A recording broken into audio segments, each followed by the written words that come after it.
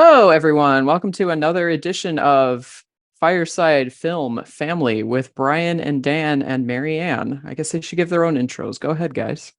Hi, I'm Brian. Yeah, right. Yeah, well, go ahead. Yeah. Brian. I like long walks on the beach, writing poetry to my lady. Never mind. Oh my God. Go on, Dan. Dan the man.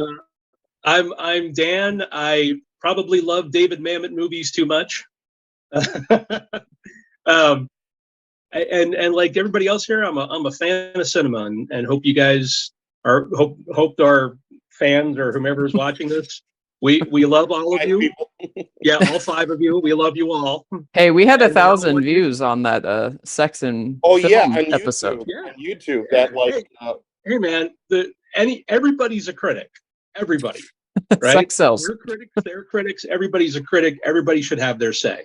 So thank God we're doing this. I mean, she is right, sex sells, All right. So why would you say such a thing, Brian? I guess so. Today's topics is controversial opinions that we have about, or also confessions, if you want to confess something to the group, which Okay. is probably more what mine's in line with, but I don't know what you guys are gonna end up. I like that. Like your dirty little movie secret. Yes. Right? Yep. Yeah. Yep. And it is. In that vein, it is. In that vein, So- not rain. Well, I like the idea of movie news first. We should address what's going on. I was going go to ahead. say, I mean, Zaslav from Discovery, now Ooh. the head of Warner Brothers. I'm not going to boo him. I'm not going to boo because he made a very good point. He made a very good point. Now, I don't know if this is going to be a game changer with Warner Brothers, but the previous people, especially since they burned a lot of bridges with that day in, day out stuff on HBO Max last year, they really burned a lot of bridges in that when they announced that in 2020. They used the pandemic as an excuse, but when you peeled the layers of the onion, you found out that it really wasn't to do with the pandemic. Even if there was no pandemic, they were going to go the day in and day out route because they wanted to impress the AT&T people, who then dumped them because of this, because they thought it would get a lot of subscribers to HBO Max. What Zaslav is saying, I mean, first off, when he took charge, he made some questions like, why did you guys approve Cry Macho? And it was like, well, we got this handshake deal with Eastwood and whatnot, but it was a horrible movie. It's not what It wasn't that bad. I didn't see it, but It wasn't okay. Yeah, they do. It was okay. Yeah. And they immediately axed the Wonder Twins, which was going to be part of the DCEU. Thank goodness that was just in pre-production. Yeah. Now, unlike Batgirl, they're spending $90 million on a thing that was only meant for streaming to begin with. And he was like, why are we throwing $100-200 million on movies that are supposed to go only to streaming?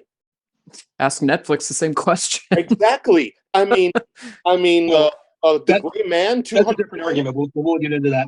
Yeah. I mean, he's like, we're not going to be making back our money on that going direct to streaming. If we're going to be spending that much money on movies, they need to be good and be theatrical. And that's what people like Denise said with Dune. He said, these big budget movies are not going to survive with streaming. But yet that's what Warner Brothers and now Netflix is willing to do. And they're losing a lot of money because there's no way they're going to be able to recoup a $200 million film on streaming. So in that respect, I am happy with Zaslav. It does call into question, though, about creativity. Who's going to be making creative decisions? Are you going to have the filmmakers who are the ones supposed to be doing it? And I know some people have differences, opinions on the so-called auteur theory and things like that. But who is going to be making creative decisions in that? Are we going to be deferring to test screening results, which don't always tell the truth? On the Blu-ray of 12 Monkeys, there's an in-depth thing on the test screening with Terry Gilliam on 12 Monkeys. It was like they were watching the audience react. And the audience was applauding and cheering and laughing with the movie. Then came the cards. Then came the focus group. 360-degree difference on that. It was like when they were watching the movie, they were like, oh my God, did you see that reaction? And then they got the cards. They were like, what the hell? This is so low. That's not what we saw when we were watching the audience. So sometimes you can't tell the results from test screening. So what are they going to rely on? Is Zaslav going to bring Warner Brothers back to that studio that was daring, issuing movies like The Wild Bunch and Bonnie and Clyde? Or, I mean, Dan's shaking his head. It calls into question a lot of things here. But if he's going to go for quality over quantity, I have to applaud that, and not throwing a bunch of money at stuff to see what sticks. And Sony could learn that with the Morbius. By the way.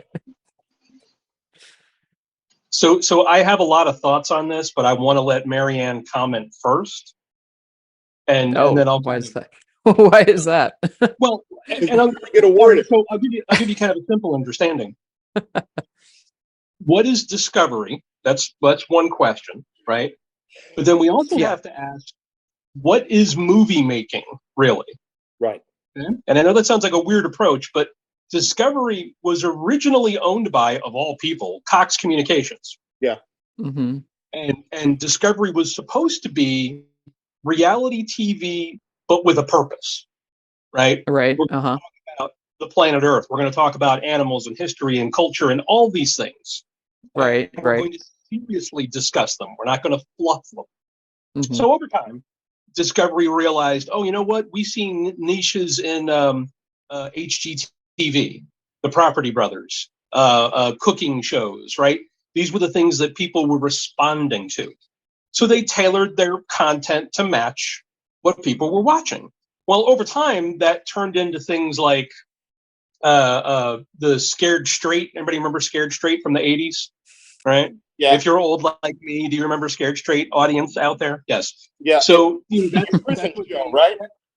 Huh? The prison show where they bring a bunch of kids. Scared Straight. They still have it. It's on A&E now. Right, exactly. So my point here is that if you think of Discovery's original intent and how they got to where they are right now, they got to where they are right now because they strictly listened to their audience. Where's the money? We're going to make our shows to where the money goes. Now enter Zaslow. What's Zaslow's entire programming? I'm going to put the money where my audience wants it to be. If my audience wants 1 million horror films, because they sell like crazy, guess what? I'm developing 1 million horror movies. If my audience responds to a big budget spectacle like Dune or, I don't know, what else is coming up? Batman, I don't know. Yes, Batman, yes. Big budget spectacle, right? Then I'll put my money in that. Mm-hmm. But my bets, if I'm Zaslow and I'm a betting man, my bets are probably going to be more towards smaller, cheaper films that I can move on streaming or any other platform, whatever that be. And to me, that's going to be horror films, maybe the occasional cheap sci-fi, and a lot of talkies, romantic comedies, like the Hallmark movie channel. In other words, the Sidney Lumets of the world nowadays were going to. To me, that's a slam on Sydney, but I know what you're saying. I mean, network probably would not get a theatrical release nowadays. Correct. It was made for the big screen. Right. Right. So you got part one is Zaslow Discovery, the track of the audience is king, and we will do what is right by the audience. You then have the other side of it, which is what is movie making nowadays? We're so used to and so programmed to think movie making is $100 million budgets, special effects shots, everything on a green screen or whatever they do now. with the Marvel movies where they have that green screen that's in the round. Favreau, You know what I'm talking about? Yeah, Favreau developed that with ILM. Right. And Right, exactly. Yeah, so heavy background. Heavy special effects. Here's a great example. Michael Mann wrote the book Heat 2, right? The sequel to Heat, which is supposed to take place both before and after the original movie. He has said that he has financing to make the movie. Who the hell is going to give him the money to make that movie? Remember, the movie is now, Heat is now 25? Jesus God. 27 years old? It came out winter 95? Yeah. Okay. Right, winter of 95. 27 years old. Casino came out, actually. Right. So think about that. He's talking about making a sequel to a movie from 27 years ago. You think if he pitches that to Zaslow, Zaslow's going to be like, oh, yeah, dude, here's $150 million and go do whatever you want. Oh, no. All he has to do is say Top Gun Maverick. Well, but Just even kidding. Top Gun Maverick was a vanity project specific to Tom Cruise. Yeah. Right? Mm-hmm. Cruise picked the director, Kaczynski. Cruise picked a lot of the screenwriters. And he was confident, so much so that the rumors are that he put half of his salary for the movie on the line. I don't know if you guys have heard that. I think I heard that, yeah. Mm-hmm. Right. It's a rumor that he basically said, all right, I'm being paid, what is it, $50 million for the movie? $25 million of it on the line. If we don't make our projected budget, you can have my $25 million. You can have half my salary.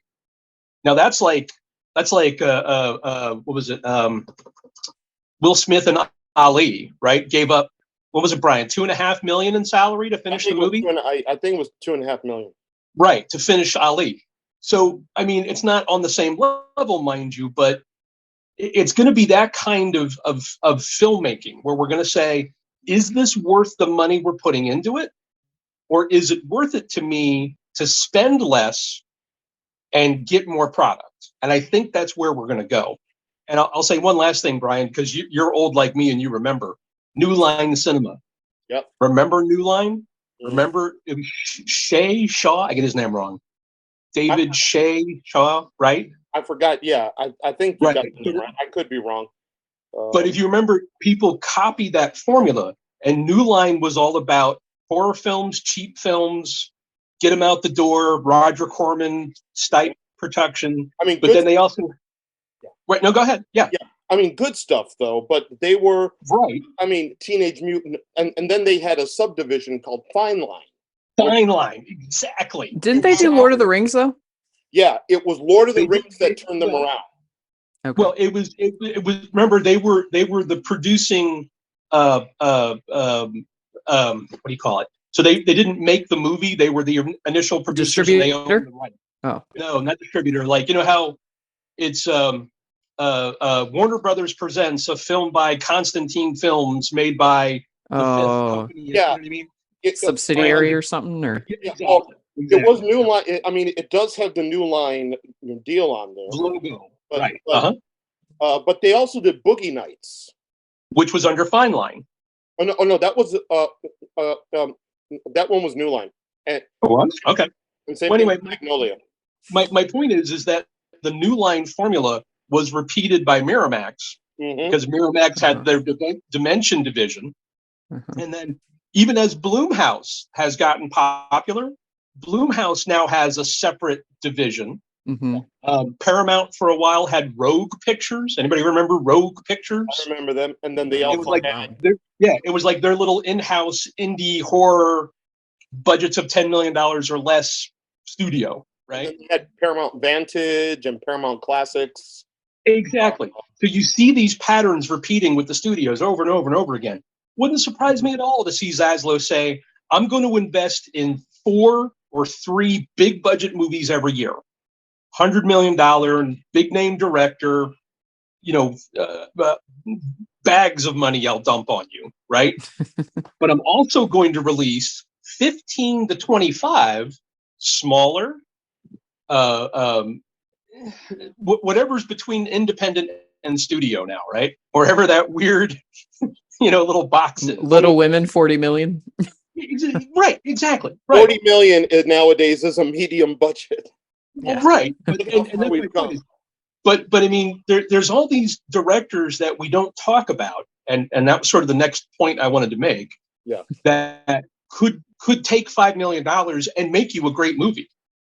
All time. John Sayles could take $5 million and make Lone Star, right? Or Soderbergh could take $10 million and make Solaris.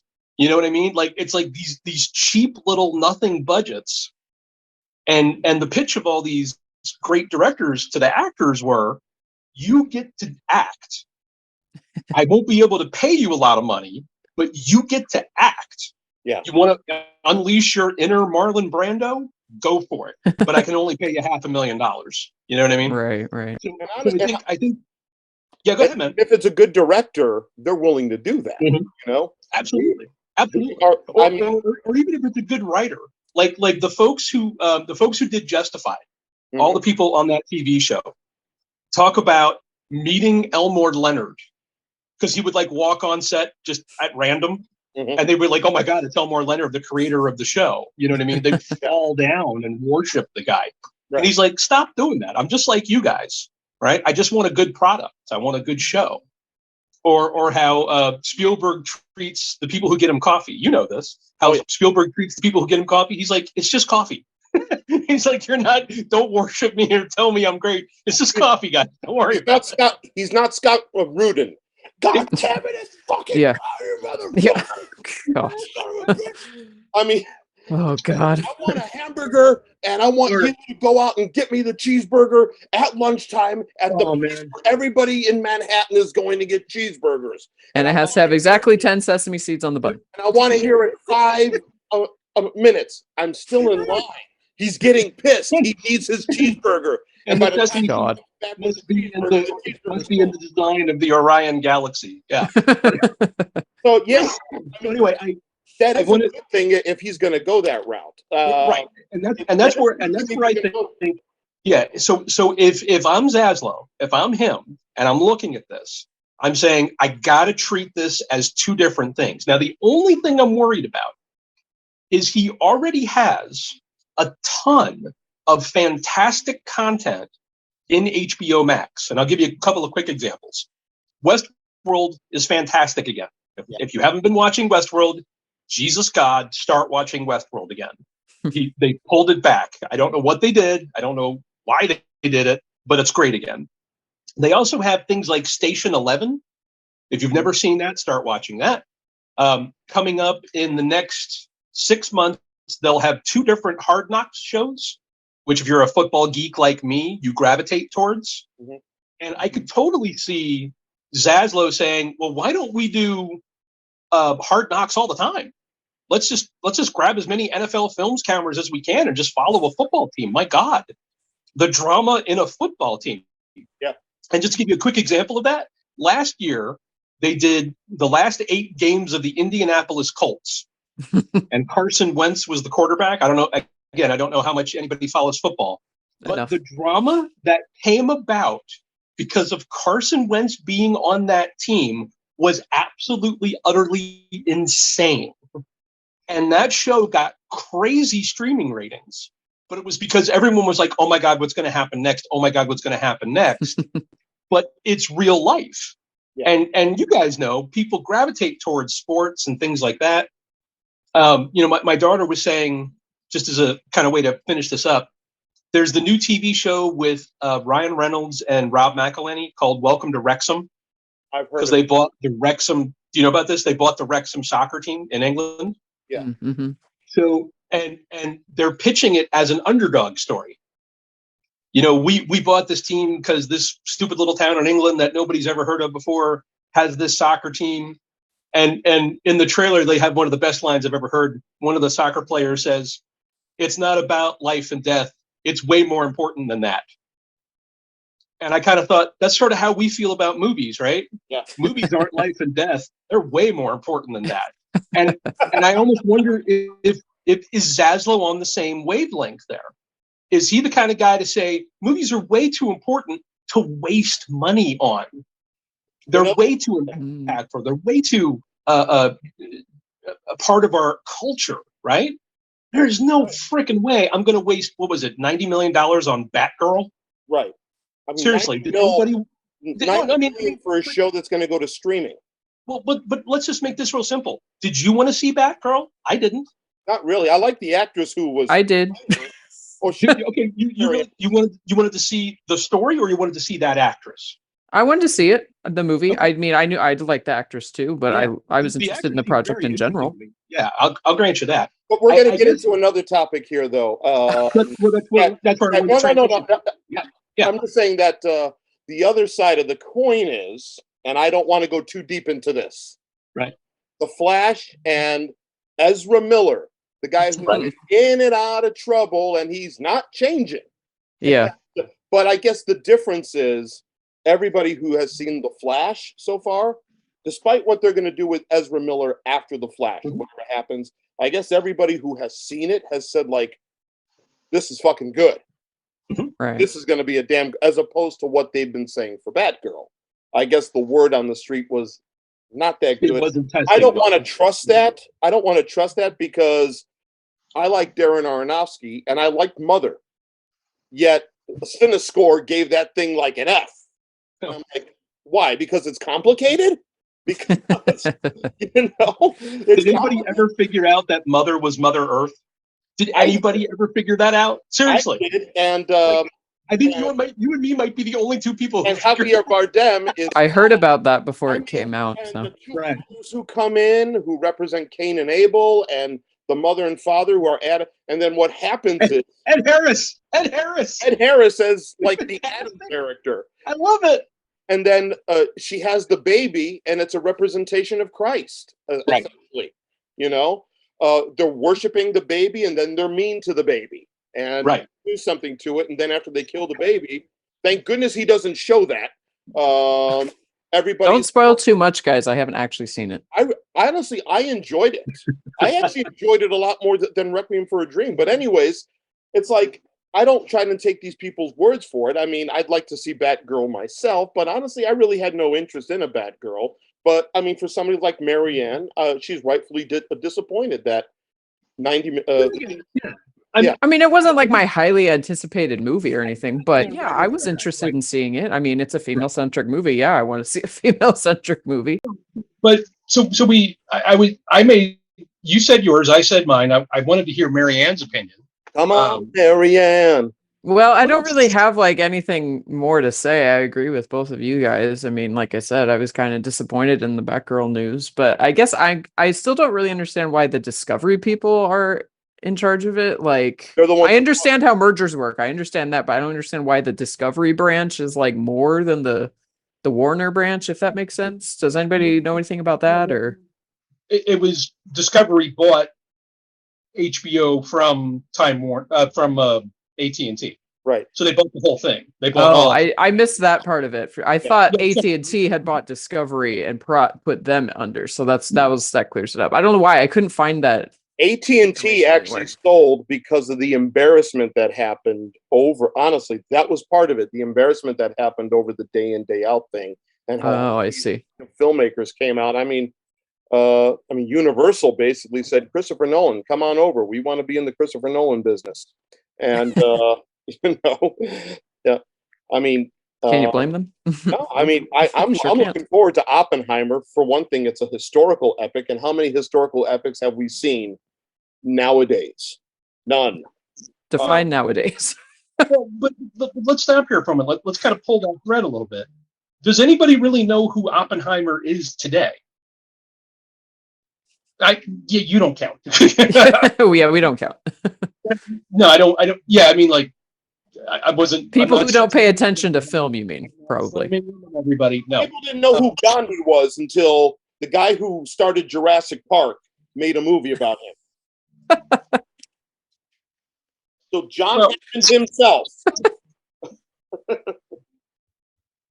I guess, I was thinking the other day, I was sort of joking that if I ever did a historical epic about Betsy Ross, I'd cast my daughter because she kind of looks like Betsy Ross. I mean, for real, But we often kind of forget that when we talk about historical characters, the historical part of what they did kind of gets lost in the noise, right?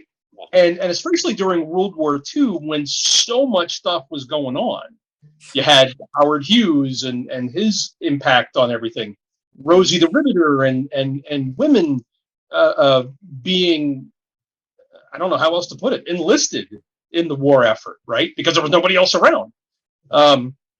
So all these different threads pulling there. And then there's Oppenheimer kind of both involved and aloof from it all, right? Like, because, he's the guy who's saying, I am death, destroyer of worlds. And it's like, okay, so are we supposed to be happy for you? Like, are we supposed to support you? So I'm hoping that Nolan and Murphy, especially, because I love Murphy, is going to give the character the gravitas it needs for the impact to be made like what we're talking about when the film hits the... Judging by the tiny teaser I saw right before Nope, it looks like he's going to be an anti-hero, which is the way he should be. I mean, technologically, what he did is great, but what was the cost of that? Kind of like John Adams's opera, Dr. Atomic. If you guys have, they actually the libretto is actual transcripts of stuff that was said and news clippings. But so no other comments from you, MaryAnn, other than I don't like. I mean, not that I'm saying that girl. You forcing me to talk? Gosh. I'm kidding. She is the Danielle Haim of my Alana Haim and sorry, I love the Fritz again. Hang on. Sorry, I love the band Haim, and I had to work them in here. No, I mean, it's not like I don't have anything to say. It's just I basically agree with you guys, and I mean, it's probably too early to say at this point. It's kind of like, let's see what happens from this. So yeah, you're right. We don't know what we don't know, right? We can become a Bob Chapek situation.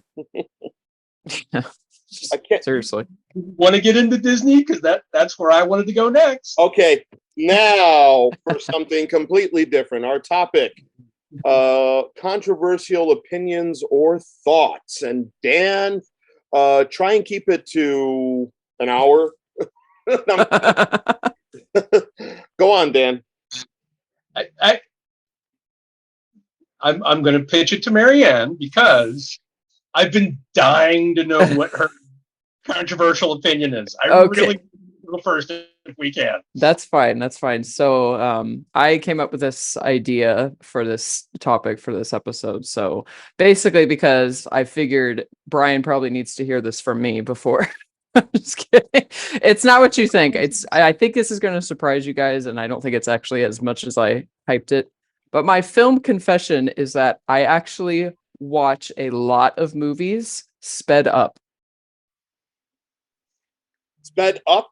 Yep. I watch them on 1.5 speed. Oh, okay. I see Brian's face. I don't know if he's exaggerating or not. Do you also like black and white movies that are colorized? What? What? What is that a reference to? That's not the way the director wanted you to watch the movie. But okay, doesn't the director always want you to watch it on a 40-foot or however large screen in a movie theater? I can't watch every movie on a movie screen. Okay, watch Lawrence of Arabia like that. What was that? Was that a question or was that a statement? I'm saying maybe I should watch Lawrence of Arabia like that. Well, see, the reason I started doing it is because when I'm at work, I have an hour of break time at work, and because I got into film so much later than a lot of people, like I haven't been like a film buff since I was 10 or whatever. I didn't get into it until I was in college. So I'm behind. I need to catch up with a lot of movies. Mm-hmm. So I have an hour of break time at work. Mm-hmm. I can fit in a 90-minute movie in that time on 1.5 speed. And I can still comprehend it. I can still see the pauses or the acting choices or the directorial choices. It's just a little bit faster. I get it. I do get it. That's not bad. I was actually kidding about the colorization and all that stuff, but no, that's not bad. Okay. I knew you were going to have the response though about like, that's not how the director intended. And sorry, Dan, you were saying. I know that's true. I have heard that too about about what my watching them I- sped up. I mean, I wish I could watch a movie while I work. I mean, I'm right here. I got the damn thing right here. My new Vizio Dolby Atmos thing with the rear speakers over there. Oh my gosh, when you hear Abbey Road in Dolby Atmos, it's like you discovered, it's like Jesus has walked into your room.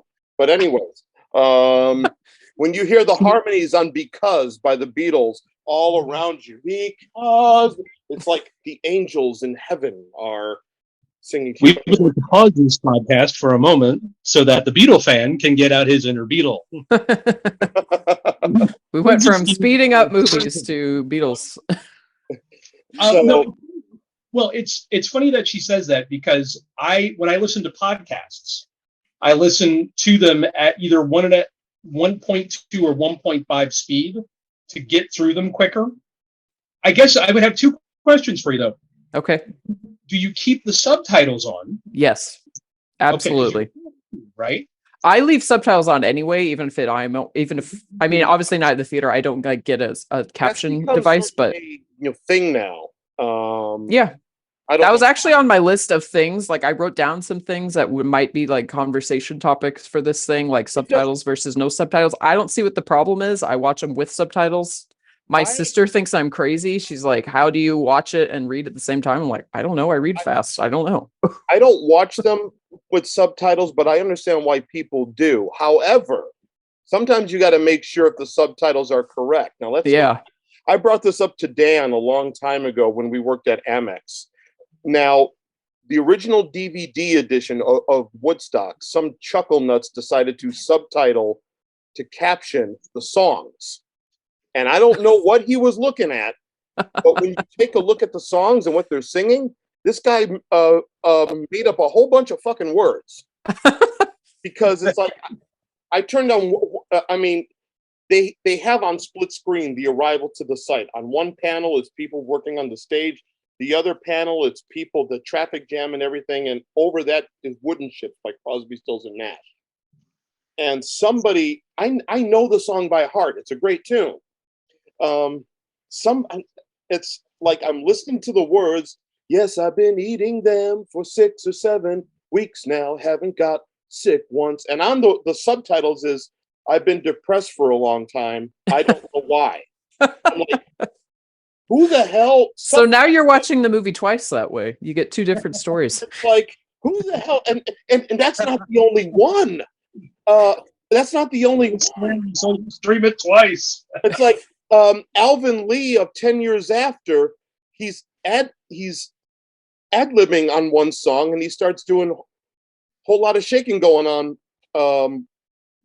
by Jerry Lee Lewis. And the song he's singing is I'm Going Home, which is a 10 Years After song, their own song.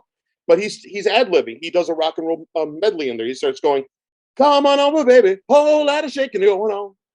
Come on over, baby, whole lot of shaking going on. Now, if anybody has the original DVD edition of Woodstock, you need to play it and put your subtitles on. Because it says, I'm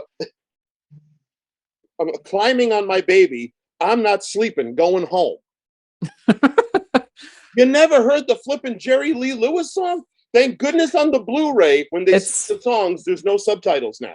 It's like a computer generated those subtitles. The AI music. It wouldn't surprise me. So Brian knows this movie. MaryAnn,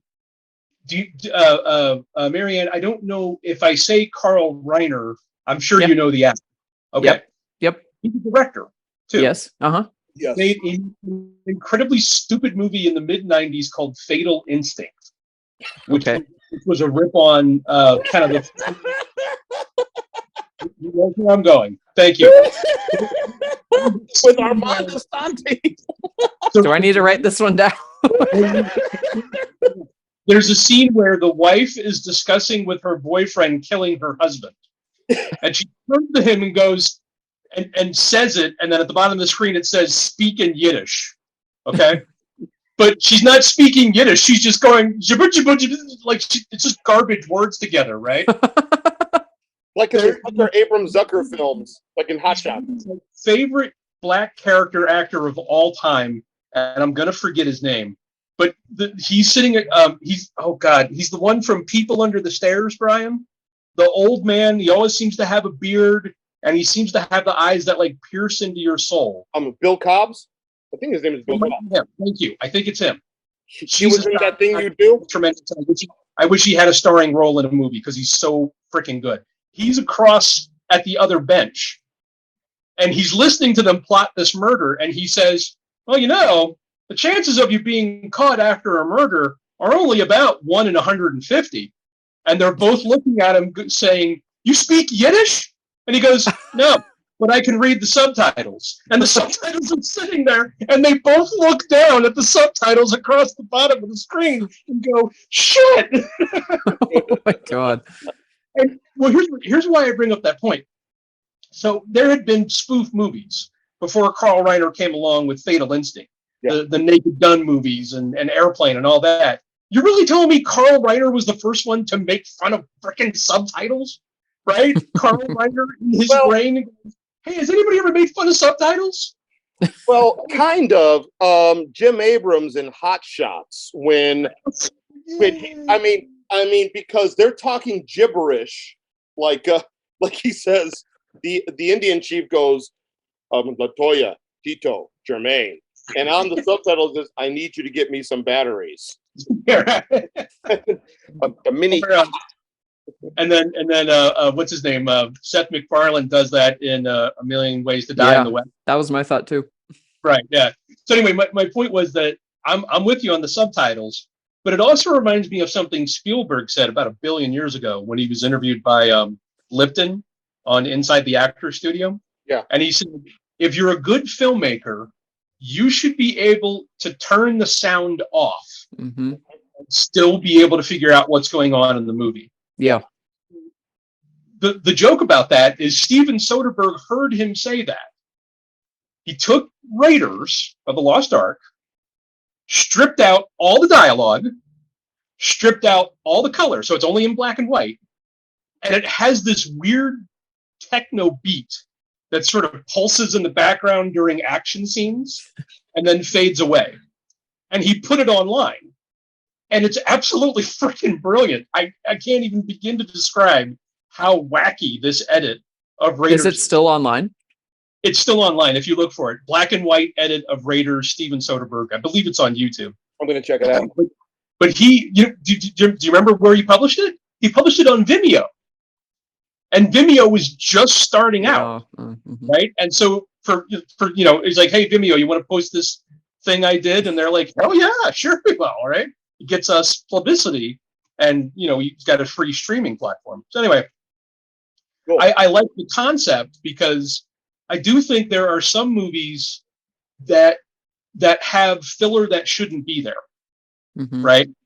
And it gets me back to, are you telling me a story, or are you just showing me a series of scenes, actions, or whatever, that just happen to have dialogue strung in between them, right? And I feel like more movies nowadays are like that, versus I'm going to tell you a story even in the moments where nothing's happening, right? Right. I'm sorry, go ahead. No, yeah, I can totally see that. Yeah. Did that cover your questions then, Dan? Because you said you had 2 questions for me about my confession. I was curious about what your controversial opinion was, and I'm like, I thought you were going to say what I was saying, and I'll say it again to Brian. Brian, are you ready? Yeah. Brace yourself. Okay. Most Marvel movies suck. They suck. Suck. It all depends on which ones you're talking about. Okay. Well, most is a big number. So yeah, anything by the Russos has been good, right? Anything by the Russos. Anything by a great established director. Joe Johnston did the first Captain America. Captain America. Yeah. Yeah. Favreau did Iron Man 1 and 2 and was around for 3, but Shane Black, yeah. Rana did the first Thor. The first 2. No, only the first one. I think they should have got him back for Dark World. It would have been a much better movie. For Dark World. Wasn't it Alan Taylor? Was it? I Yeah. believe so. And he I've kept got on to saying, okay. kept on saying, Fact check me. everything was great during the shooting, except post-production. That's when shit changed. Right. Here's a different approach for you. Imagine Sam Peckinpah with a Marvel film. Oh shit! Well, it's rated R, Right? You get what I'm saying? Or the 8711 guys, David Leitch and the other guy, Chad Stileski. Yeah. I mean, Right? I don't know if you guys know this, but they bring them in to do all the second unit stuff on almost every Marvel film, right? Yep. And it got me thinking, well, screw it. If you're already there, let's get rid of these other directors and just have you do the whole damn movie. Could you imagine Spider-Man through the lens of John Wick? Are you kidding me? And I was hoping for that with Raimi and Dark World, or not Dark World, Multiverse. Yeah, which I finally got around to seeing, and half of that movie is fantastic. Yeah, it really is. Half of that movie is great.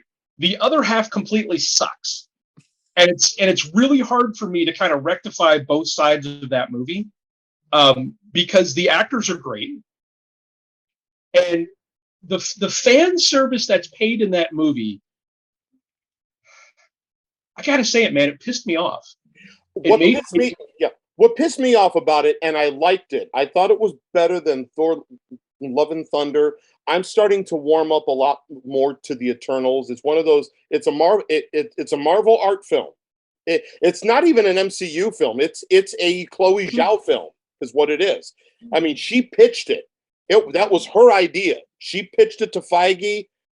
They weren't even thinking about it, and Feige said, "Yeah, let's do it. We're going to go with your vision." They allowed her to be an auteur on that film.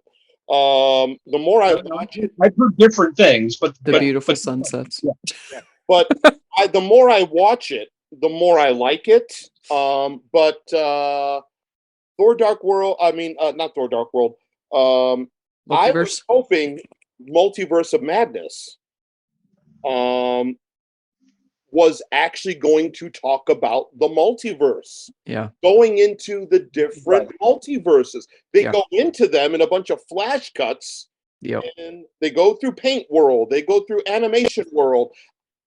Thank God for Everything Everywhere All at Once, because it gave me that. I was hoping Doctor Strange in the Multiverse of Madness would... Movie of the year, everybody. Go see Everything Everywhere All at Once. So far, Elvis is a close second for me, and Nope is third. I like Nope that much. I like Jordan Peele. I like him. I like Jordan Peele too. Nope wasn't probably still 3 out of 3 for. I want to see it again. Oh, and Top Gun Maverick is the Batman is one of my favorites of this year. Top Gun Maverick was I joke. Okay, I hope I'm not spoiling anything for anybody, but it's a one-word thing. Everybody, you ready for it? Drones. Drones. Yes. This never would have happened. Oh, hi, Max. Ever. Okay, we're good. But other than that, and I absolutely adore the scene where Maverick's just like, can I cuss? Yeah, go ahead. Wait, he wants to tell you what his favorite movie is. No. Oh, yes, please, go ahead. Well, they know my favorite movie. It's now The Godfather. It used to be Lawrence of Arabia, but... we want to know your favorite movie, Max. Tell us. Yes. Bring it. What do you got, dude? If you can decide. I know it's hard to decide for me, too. What's your favorite movie of the last year? How about that? Can you do that? He did. He said Spider-Man No Way Home. He doesn't want to do it. He's embarrassed. Okay. No, Spider. That's a great movie.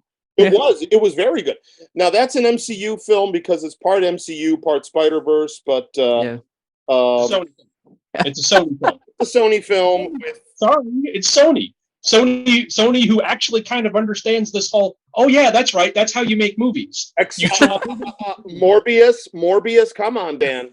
Morbius. That's kind of how you make movies. But how much did they throw at Morbius? I don't know. They threw a lot of dates at Morbius. I don't know about money. But they threw a lot of dates. my point is, Not I don't think they threw a lot of money at Morbius as they did Spider-Man. So, we lost money on Morbius. So what? it's not working. But okay. Yeah, that's a fair point. So anyway, so controversial topics. You've had yours, Brian. Do you want to go with? Do we want to keep going with the Marvel thing, or No, because it's almost so typical. It really is. I mean, I like Marvel, but I could also see where there is room for improvement. But if I want to see, but honestly, as a whole, the Infinity Saga, as they now call it, as a whole, I like it. Yes. I mean, the whole is greater than the sum of its parts. You're right. If you want to talk about the individual movies, the Russo brothers their movies are the best. But as a whole, when you start from Iron Man, or if you want to watch it in chronological order, I mean, why I loved Endgame so much is because they got me invested in the characters. I think if there's a problem with the new phase right now, is that I'm not really invested in anything. Shang-Chi, yeah. But Eternals, they tried to do way too much, I felt. It was like a Robert Altman film in the MCU. It was good. I'm sorry, right? What? Eternals would have been interesting as a miniseries. Yes. Yeah. But like like when Marvel. I was rewatching Little Drummer Girl on A&E. Oh yeah. You right? Yeah. MaryAnn, are you familiar with John le Carre and the spy genre? Not a lot, but I'm aware of the miniseries. Yeah. So Little Drummer Girl, very simply, is Florence Pugh as an actress. She's recruited by the British to be in a fake movie overseas, but she's actually going to be spying for the British. Is that like Argo almost? Kind of like Argo, but not. You know what I mean? Yeah. So very well done. And I'd forgotten just exactly how great an actress Florence Pugh is. Oh, God. I love her.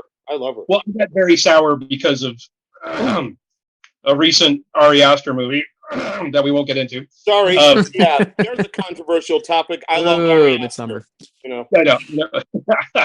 So anyway, I guess my controversial thing is Marvel movies suck, or most of them do, but I think they could be better. To your point, and I'm really kind of sick of. I'm sort of sick of the over commentating on how bad they are. Yeah. Well, you mean the MCU? I were joking. Wait, I missed it because he had my attention. What now? Yeah, we're cool. I was telling MaryAnn the conversation you and I had before we started, and I was telling MaryAnn that slamming Thor: Love and Thunder seems to have become a cottage industry on YouTube. Yeah. Yeah. But there's all these commentators coming out of the woodwork who I've never heard of before saying, "Hey, this movie sucked," and it's like, yeah, I heard that from the last 20 commentators. Tell me something I don't know. Yeah, but honestly, I don't follow all those. There's only a few film commentators I follow.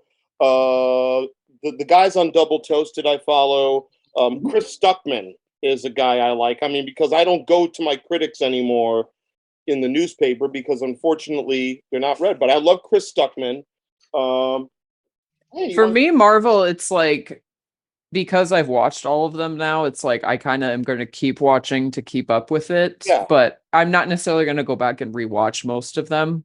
So for me, I it's pretty middle ground. Like, I like a lot of them, but I'm not like dying to go rewatch Iron Man 3 or something. Well, I do go back and watch those because Dan and I were there opening weekend for Iron Man when that came out. Nice. Have you seen I did a marathon when Avengers came out. The first Avengers. I watched all of those. I have no problem. I have no problem watching Iron Man at any time. I have no problem watching any of the Captain America films. I do have to be forced into watching Thor: The Dark World. I have no problem watching the Guardians of the Galaxy films. Yeah, Thor: Ragnarok. The two Avengers films that I mean Whedon did, especially the first one. I fell asleep both times I watched that. I don't know how that happened. Once was because it was 10 o'clock at night after that marathon, and then once was not. And so I don't know. Maybe it's just that movie just didn't watch a Merchant Ivory film at 9:30 at night in the movie. And I got to say, James Spader as Ultron. Yeah. Jesus God. Can you get a better bad guy? No, yeah, he was great. Ultron just, yeah, and then they had the footage of him in the suit, Yeah. and it's James Spader, old now, wearing glasses, bald head, pouchy gut. You know what I mean? Like, Yeah. MaryAnn brought something up for me, and I don't know if I want to go this route because this is going to be, oh my God. Because you got 40 minutes to defend your position, bro. then if I go this route, you're not only talking about the person's art, you're talking about the things outside of the art too. So I don't know if I want to go that route. I don't know if I'm ready to go that route. That's fine. I was just spitting ideas. You didn't have to take them. But at the same time, I feel I need to say something, but I don't know if I'm ready to say it yet. Dan just standing there. No, it's kind of an interesting. Yeah, I think he knows what I'm talking about. No, I mean, well, yes and no. MaryAnn's position, MaryAnn's frame of reference is, I got to catch up. I'm behind on movies. So I'm going to go this way to do it.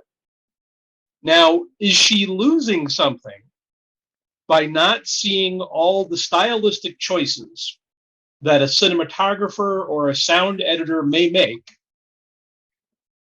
because she's seeing the film sped up? Sure.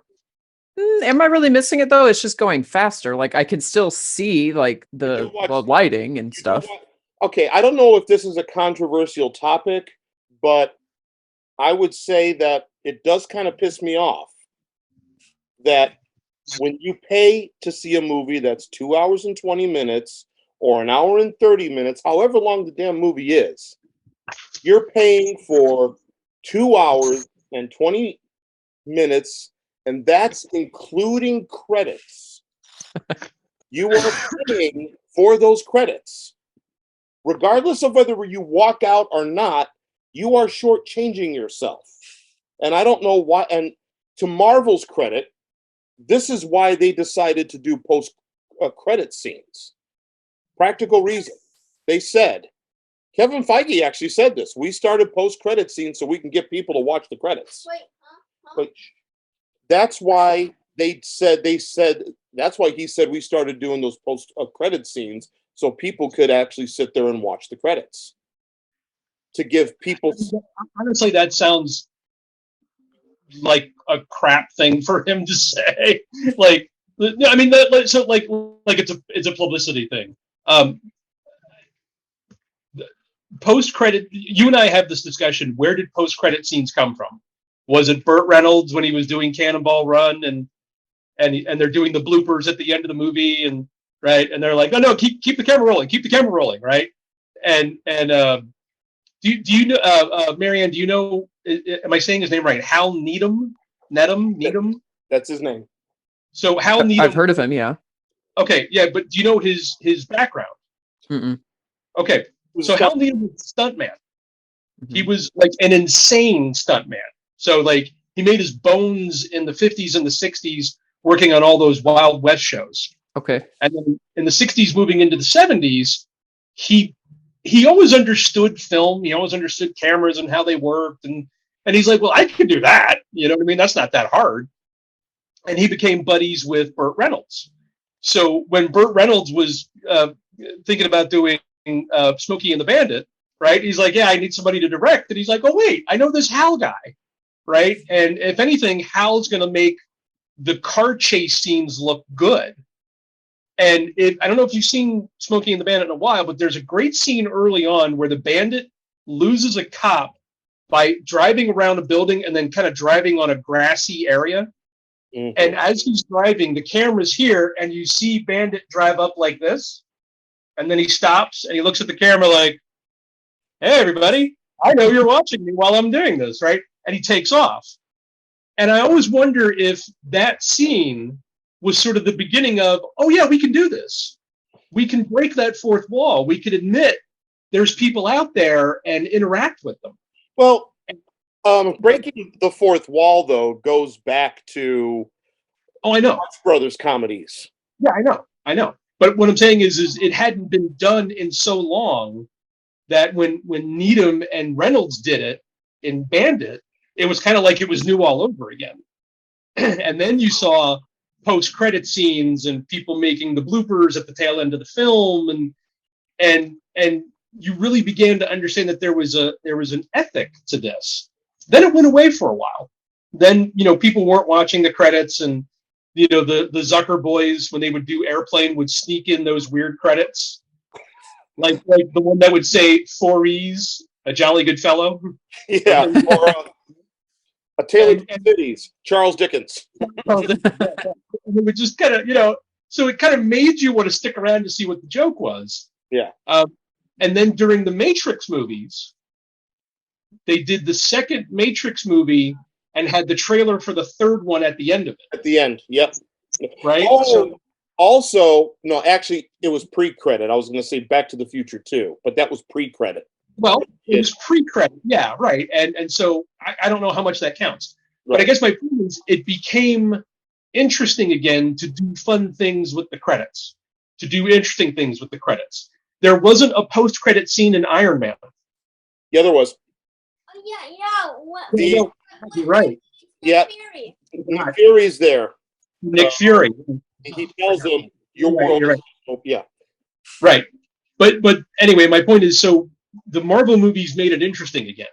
Now, whether Feige came up with that particular post-credit scene to introduce Sam Jackson as Nick Fury, that I could totally believe that he said, "Oh, let's do this," and kind of keep everybody in their seats. You know what I mean? For those couple of minutes. But it became hip again. And now I haven't seen it outside of Marvel films. Have you? Has anybody? No, only a couple. I know Ridley Scott had a take on the silent great train robbery at the end of American Gangster. At the end of American Gangster, once the credits are done, Denzel Washington is in a bar. He walks up to the camera and shoots the camera at the end. I never knew that. Yeah. I never knew that. Now I got to watch it again. Yeah. And but I guess that's not that. Hold on. I'm on a call here. No. So, if you think back to, it used to be that the credits were just at the beginning and that was it. And it was only the basic things. It wasn't, like the department heads or whatever. It wasn't. I mean, for visual effects, you'd say visual effects supervisor Albert Whitlock or something like that. Right. Or but once ILM came out, does the end credit scene from Ferris Bueller count? Yes, that counts because the movie is still going too while the scroll is going on. That's true. Yeah, made fun of in Deadpool 2, right? So they absolutely harken back to that. Yeah, it's a great one. Yeah, I think John Hughes always had a very playful. With all his movies. She's having a baby. As the credits are going, all these famous celebrities are naming baby for the couple. Woody Harrelson says Mucus. Remember Mucus? He goes, Mucus. And Ted Danson looks at him like, Mucus? You can't name a baby Mucus. That's such a great movie. And John Hughes only directed 2 more films after that, but that's, to me, John Hughes at his finest. Wait. Hold on. I'm going to pause this. We usually will check. All right. Or say that again. When I go to the movies now, once the credits start, my boyfriend will often check and he'll just Google and say, is there a post-credit scene in whatever movie? And if there's not, we usually just leave. I will say... Sorry, Brian. No, I will say... I will say I've always loved titles. And I think titles have become a lost art. One, because almost everything is done at the end. But I will say the Marvel films, even at the end, before the scroll, they usually have a title sequence before that scroll happens. I don't like the lazy white on black directed by. I like title sequences, and I miss the art of a Saul Bass or a Maurice Binder or the Italian guy who did all the Italian films like The Good, the Bad, and the Ugly. Lardiani is his last name. Yeah, Mardiani. Yes. Yeah. Yes. He's and the art of the title sequence. I miss that. But one of the things, first off, if I'm watching the end credits, you see me sitting there looking. Sit your fucking ass down or duck down, okay? We're stuck. I'm watching. Away from a woman during AMC employees. I have to see that third person who worked on the You camera. know what? It's because of the end credits. My favorite thing about film, I love cinematography. Don't get me wrong. I love looking at the new cameras, but I love sound. I love sound, and it's because of the end credits I became familiar with names like Ben Burt, Walter Murch, Gary Rydestorm, Randy Tom, Ren Kleiss. You know, all these wizards who moved sound. Wiley Stateman, Lonnie Bender, and Disney Plus is doing a thing on Industrial Light and Magic, which is a good series. There is that documentary called Making Waves on Amazon about film sound and the sound designers. Well, I would like a documentary on the history of Skywalker sound, on what Lucas did to innovate sound and do a state-of-the-art sound system in a mixing stage out of Hollywood, and how that got other independent studios like Lightstorm and others to follow suit, and really innovate film sound in Hollywood. So I like seeing those names. I like to know the camera process, which they don't even do anymore, hardly. Right. But just tiny cameras and lenses provided by Panavision. You know, okay, what do you do? I miss seeing filmed in Panavision. That meant something.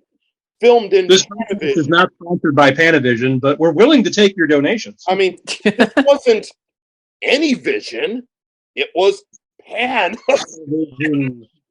You know, but no, there's a point to that. I mean, you know, I always joke when Brian and I watch a movie together, he watches for the sound, I watch for the second unit people, right? And I watch cinematography as well. And I mean, I watch the whole thing, but we watched The Northman. Remember The Northman? And The Northman had drone footage people. Yes. Which blew our minds. Like, wait a minute, they have a whole series of damn drone footage? Like, what? Like, is this going to be a thing now? But if you've not seen The Northman, MaryAnn, I have seen it. Oh my dear God, the scenes of the countryside, they're just so freaking gorgeous. And I assumed it was a helicopter, right? Now that I know it's a drone, and you can get shots like that from a damn drone, are you kidding me? We don't need to hire a helicopter and a pilot anymore. You can hire your brother, Brian. Yeah. Well, I mean, and you and I joke about Carpenter. One of the reasons why Carpenter got as much done as he did is that he can fly a helicopter. Yeah. So anytime there was a helicopter shot needed, he's like, screw it, I'll get in the helicopter, I'll do it. Right? Because he wasn't going to pay for somebody else. Right. You know? Right. And you make a point about sound being so important because the sound, how do I say this? The sound doesn't carry the movie, but the sound carries the environment. Exactly. I remember Coppola saying it's been because it's that generation of directors, if you notice, that really paid attention to sound. Even Martin Scorsese, and as much as I love Scorsese, it might be a controversial opinion. I came into my head. He's not an innovator. You know, Coppola and Lucas did a lot of the innovations, you could say, but that whole generation, and I know Dan's going to go somewhere. Yes, I take that back. Scorsese is an innovator because I don't want to go down that road. But here's the comment I'll make, and I'll make it quick. Scorsese allowed for innovation, but it wasn't hidden. Okay, yeah, right. The tracking shots and the color of money of the pool balls. Yeah. Oh my freaking God! How he gets the close up of the ball, and it's not animation; it's the ball like rolling at you. You know what I mean? Like, and so you can just tell he turned to. It was Michael. What's his name? Right, the cinematographer. Right. He just looked at him and said, "Just do whatever the hell you want. Like, I trust you. Right? I hired you to do it. Right? If you can make it work, you know." The stuff with the stuff in Wolf of Wall Street when they're on the boat and the boat's crashing.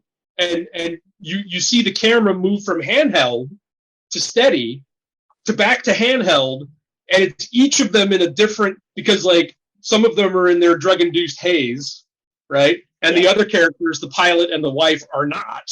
So they're steady cam, they're steady shot. So yeah, it's interesting that I was actually shocked how many visual effects shots are in that movie.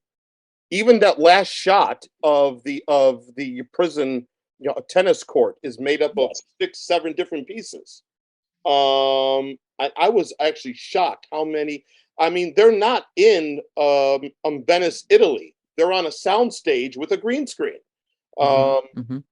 But anyways, so your generation. I'm sorry. Yeah. But that generation of filmmakers paid attention to sound. And Coppola has said, recently, the reason why we paid attention to sound is because sound is cheaper than film. We at least knew that if we paid attention to sound, the picture might be bad, but we can get a very good soundtrack. So wait a minute, are you saying Coppola was Ice-T or Ice Cube during the Players Club? Guess what? The soundtrack. What did he say? Making the movie, and they would literally say, "All right, cut the film. Fuck it, let's go work on the soundtrack." What was his name? With Jon Favreau on Dinner of Five. What was his? What was that guy's name again? Who said that? What are we talking about? I'm sorry, I'm lost here. Favreau. No, but he was the one who talked about that on Dinner for Five. Phase on Love. Yep, Phase on Love. He's like, I was on Players Club. Ice Cube. He's like, roll the thing. Are you gonna see action? Roll the thing. All right, hit this mother. All right, we're done. Let's go work on the soundtrack.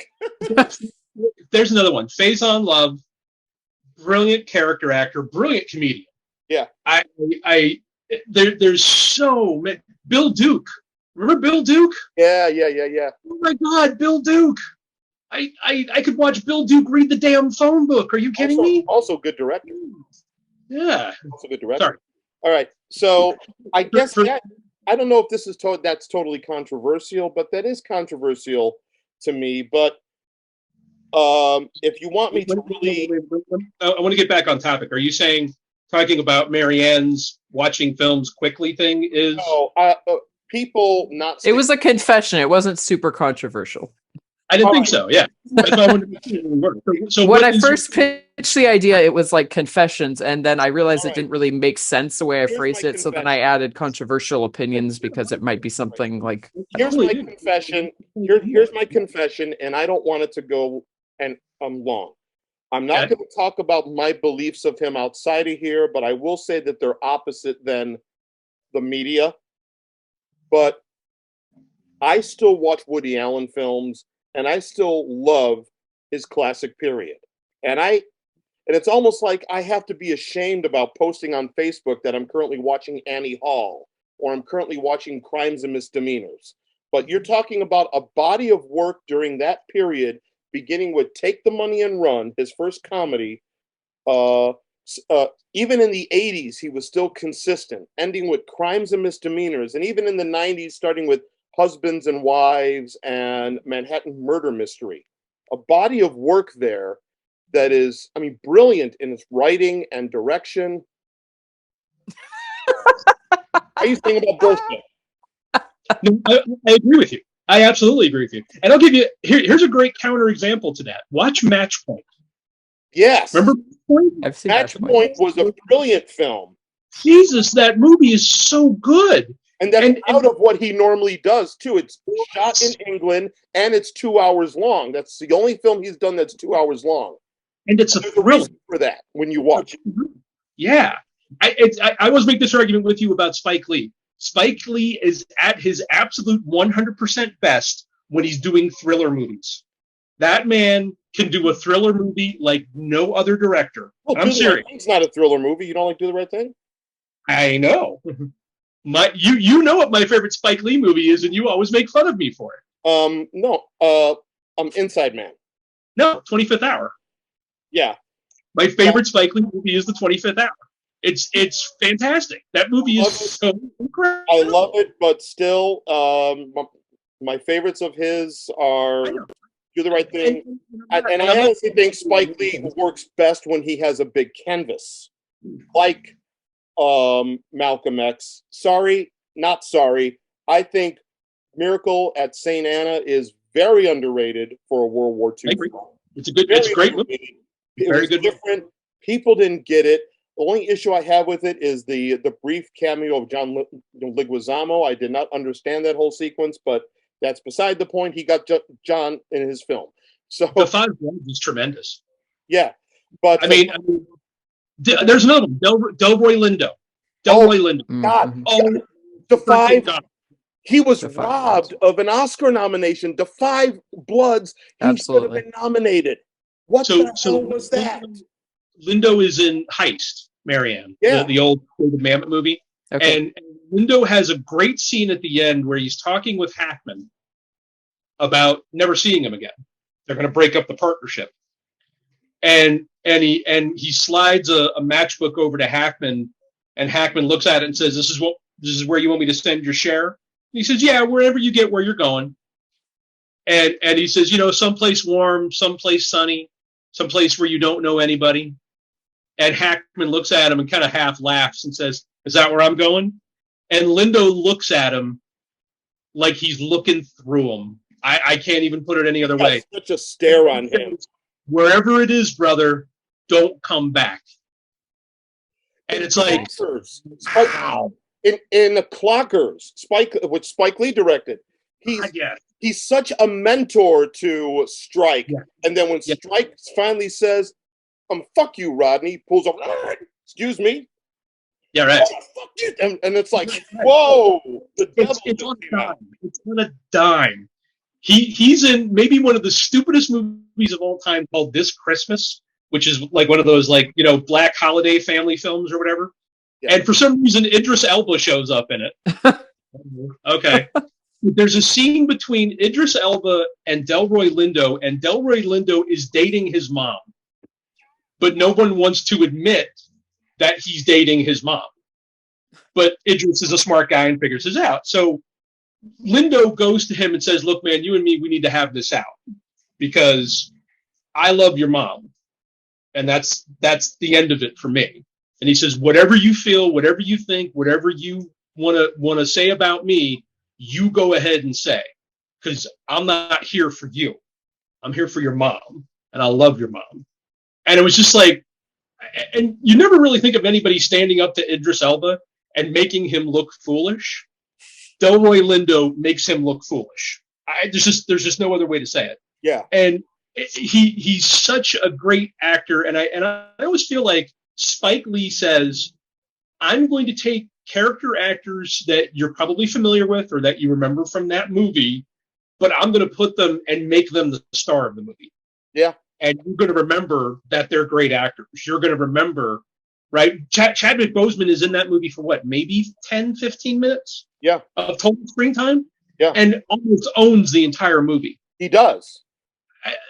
Amazing stuff. That's what I call the Marlon Brando, the Coppola Marlon Brando rule. He knew that Marlon Brando was Don Vito Corleone in The Godfather is only in the movie for a little bit, but you need an actor who just walking on the screen is going to be an event that even when he's not on the screen, his presence is still felt. Yeah, I still like when I was rewatching the making of Ocean's 13. Yeah, and Jerry Weintraub says to or Al Pacino says to Jerry Weintraub, the producer, how do these guys feel about me? What do they think about me? And he says, remember when you walked on the set of The Godfather and you saw Marlon Brando? And he goes, yeah. And he says, that's what these guys think about you. and Pacino stopped and went, whoa. I'm on that level? I'm on Brando's level to these guys? And it's like, yeah, dude. I mean, when you're in it, you don't know it, Well, no, but I mean, and in Pacino's mind, he could never be on Brando's level, right? Oh. But he is because he's just so damn good. So damn good. And to kind of pull back the string on where we were. So you're not just talking about Woody Allen, I don't think. You're talking about anybody who's undergone a period of controversy. Right. I think we originally started this thread, if you will, talking about I think Woody Allen's situation is a bit different, but I don't want to go there. Whereas Roman Polanski, in my opinion, yeah, what the guy did.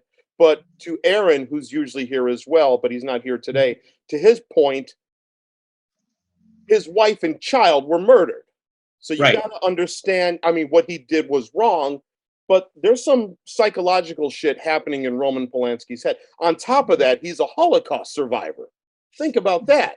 He was at Auschwitz. Do you guys know Antonio Brown, the football player? If I say that name, do you know who I'm talking about? Yes. Okay. So a lot of people think he has mental issues because of football. Like the CTE damage, concussions, and things like that. And that's why he acts like a goofball. I almost feel like the same thing could be happening with Polanski, that he suffered such a horrible, horrific tragedy that it's just literally messed with his head and his psyche in such a way. He saw his parents killed in the Holocaust. Or one of his parents, yeah. So yeah, I mean, this guy's seen some shit, for lack of a better term. But I guess more my point is, I think we should be able to separate artists from their art. Yeah. Like we should be able, one of my favorite actors who never gets enough credit for anything is Patrick Wilson. Anybody know Patrick Wilson? Yep. Okay. One of his first movies was Hard Candy. Has anybody seen Hard Candy? No, but I've heard of it. Okay, so Hard Candy's a messed up movie, and he's the protagonist. He's the bad guy. But by the end of the movie, it's questionable as to who's the bad guy between himself and. Is she credited as Ellen Page or Elliot Page in that movie now, Brian? I don't know. I think at the time, she was Ellen. Well, I mean, she was Ellen because she's like 15 or 16 in the movie, right? So Wilson never really got a chance to be a big-time leading actor since Hard Candy. And almost every time he's gotten his shot to be that, didn't quite work out the way he thought. He was in Watchmen as the new Night Owl. He was just recently in Emmerich's Moonfall, right, as the main actor. That's right. So I start to wonder. He was an Aquaman. So he was in a movie that portrayed his character as the scummiest of scumbags, right? Do people from that point on go, oh man, I can't cast Patrick Wilson. He was in Hard Candy. I can't have him as the next Harrison Ford. I can't have him as the next blah, blah, blah. Fill in the blank of whatever. There is this whole thing of being typecast. And also nowadays, hey, look, I'm not, I know where I stand politically. You guys know where I am. But I do have this issue. You're a Republican. No, I just don't, like to talk politics but I tend to be more left of the dial. But I understand where things need to be canceled, but where things don't as well. Like you can't be mad at a filmmaker or a writer for using racial slurs in something when you're talking about a certain period, Because here is the deal. Nowadays, it's like everybody's too. Can I be mad at D.W. Griffith for Birth of a Nation? Oh, yeah. Go right ahead. And to me, that's not even his masterpiece. It's Intolerance. All right, we got 10 minutes left, so we'll have to wrap it up. I would like to say something about this whole thing, but go ahead. But yeah, I'm going to do closing thoughts. So are you done, Brian? So we can take it up. Yeah. Well, yeah. I'm going to say, but nowadays, if it's twofold.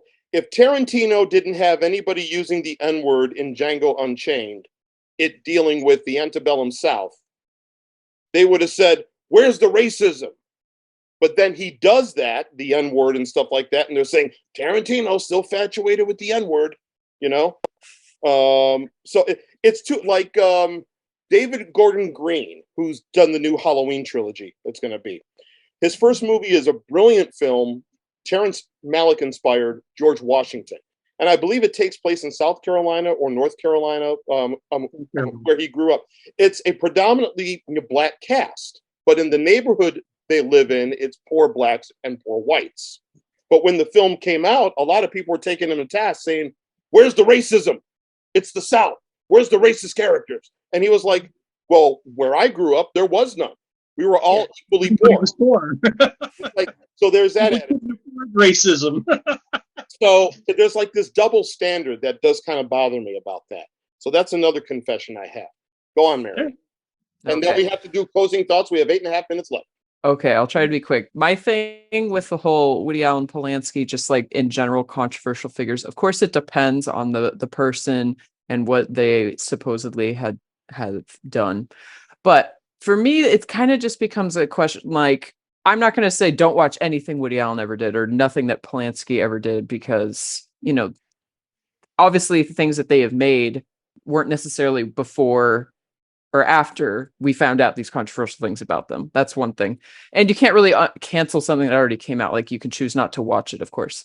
My question is more about like moving forward. Like, once we find out these things about them, it's like in the Polanski situation, like, I mean, maybe it's because I'm a woman, but I wouldn't really want to hear that if I had been the rape victim in that situation. Oh, well, he was a Holocaust survivor and his wife was killed. So sorry you got raped, but you know, he's going to keep making movies. So sorry. Like, that to me just seems kind of weird and icky and not really like, why is he allowed to continue making movies is more my question. And like James Franco, this whole thing with him and Fidel Castro, like, I don't know if he was necessarily went to trial or anything, but he has some really questionable things. Like, why is he still making things, you know, like, or why are people still working with him? Like, Woody Allen situation, that's my thing. It's moving forward. It's not necessarily the past. There's only one accusation made, and it was done by I know Ronan and Dylan.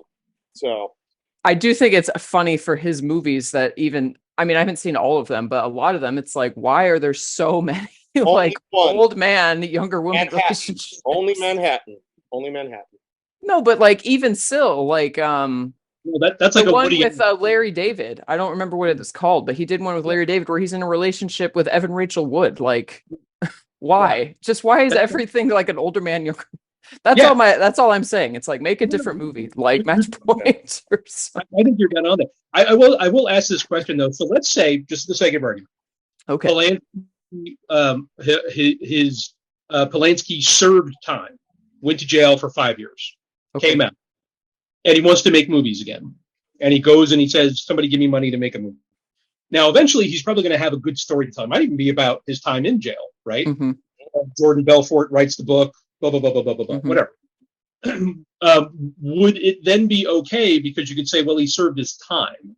He paid. I'd be a little more okay with it, at least. I'd be like, okay, he served his time and he has shown remorse. I mean, it's kind of hard to show remorse necessarily in some situations, but like, he might be showing remorse in Paris or wherever the hell he is. Right. You know, he might be like, maybe he volunteers at a rape shelter. What do I know? But I mean, like, you know what I mean? Like, he might be doing that, but I don't know. So I do think there's that we should be able to separate art from the artist, but more to your point, we should be able to not cancel anything, but ignore everything we want.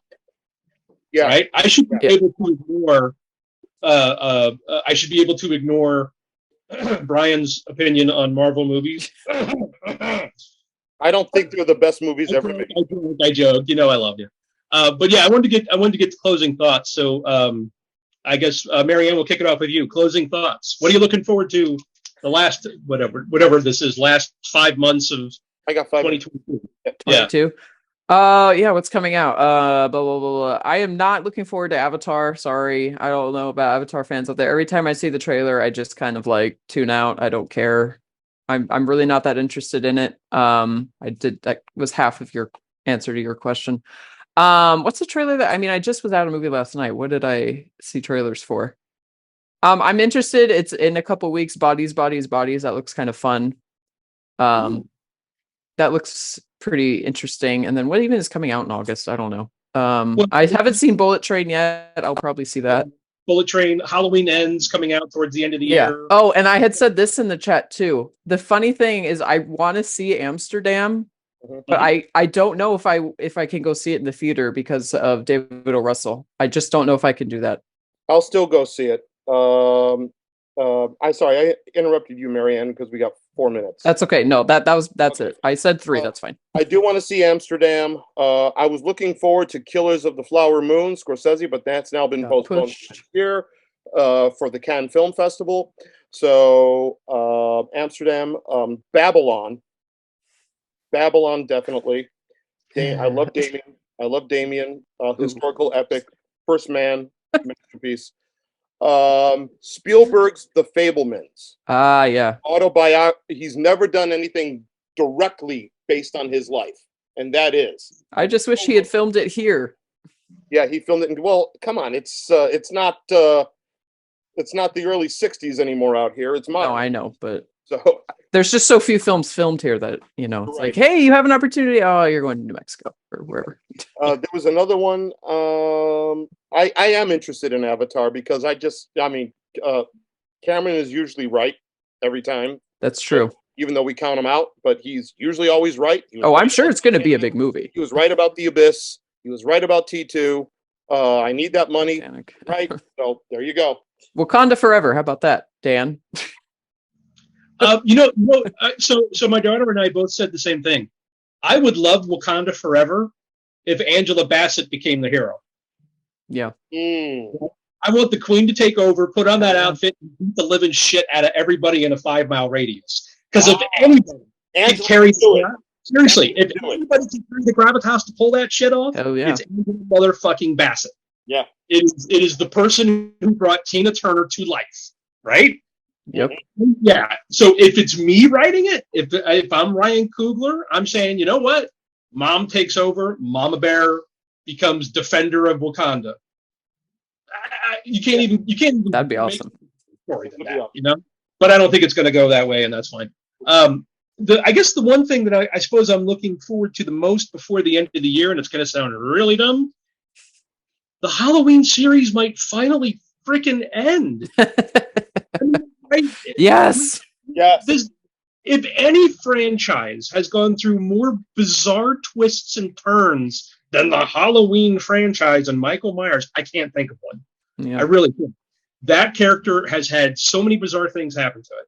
So I really, really, really am curious to know how they're going to write that. And I would say, actress of the year, Jamie Lee Curtis, man. Jamie Lee Curtis, not only is she great in Everything Everywhere All at Once, but she stood up and said, hey, Michelle Yeoh's great. Hey, this cast is great. Hey, we're the better multiverse movie. Right? She has to go on social media and say that. And then I don't know if you guys watch. It didn't cost as much as Multiverse of Madness. I don't know if you guys watch Rena 911. If you know that show, she shows up for a guest appearance on 2 episodes as a consultant to try to help the police. What happened? 1 minute left. Okay, fine. To help the police squad, and then at the end of the second episode, they're like, hey, some homeless woman stole a cop outfit, and they're like, yeah, that's not her. And now she's going to be in Halloween End. So it's great for me to see an older actress still in her prime, still, back in the old role that she's been working since the 70s from Halloween forward and made her bones and all that. That's what I love. I love seeing the recognition of a great actor or actress finally getting their due. Michelle Yeoh is getting that for Everything Everywhere All at Once. She's getting that now for not only that movie, but Halloween Ends as well. So definitely looking forward to that before the end of the year. Nice. And with that, this ends a fun-filled episode of Fireside Film Family. I'm Brian. I'm MaryAnn. That's MaryAnn. I'm Dan.